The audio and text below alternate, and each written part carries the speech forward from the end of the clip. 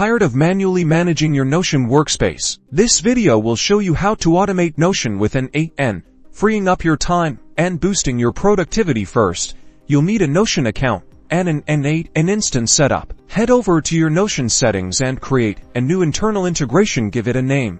Choose the workspace it should access, and copy the internal integration token. Keep this safe, as it's your key to connecting N8n with Notion. Now, go to the specific Notion page or database you want to automate and share it with your newly created integration. This grants N8n permission to interact with that specific content. In N8n, drag and drop a Notion node into your workflow. Connect it to a trigger node, like a webhook if you want to react to external events, or a timer to run actions periodically. Then, paste your internal integration token into the credentials settings of the Notion node. Now, choose the operation you want to perform, like creating a new page or updating a database item. Map the data from your trigger or previous nodes to the corresponding properties in your Notion database. For example, you might map a form submission to create a new task in your Notion database. Finally, execute your workflow. You should see the data flowing through the nodes and the changes reflected instantly in your Notion workspace. Congratulations,